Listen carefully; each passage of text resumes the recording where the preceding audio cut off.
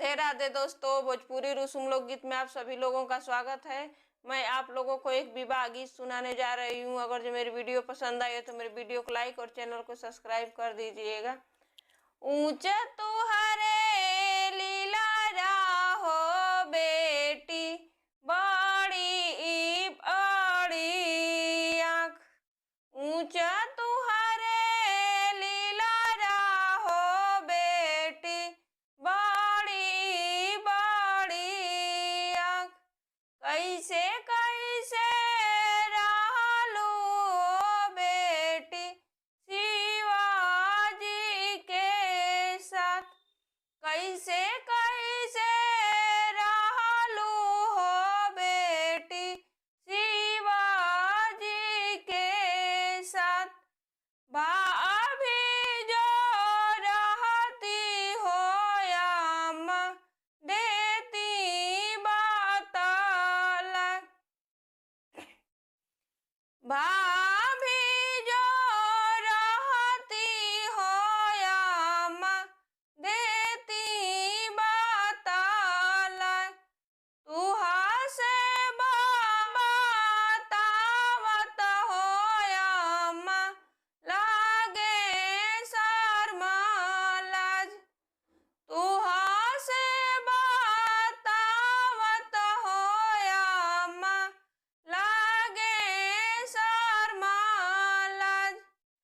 भाभी से बताइबू हो बेटी दीहे फाइल। भाभी से बताइबू हो बेटी दीहे फाइल। हमसे बताइबू हो बेटी आचार छिपाए। हमसे बताइबू हो बेटी आचार छिपाए। लटिया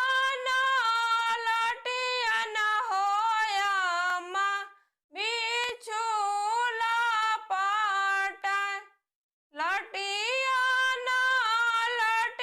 न हो अम्मा बिछुला पटाए। गरवा में उनका हो अम्मा साफा फूफू कर। गरवा में उनकी हो अम्मा साफा फूफू कर।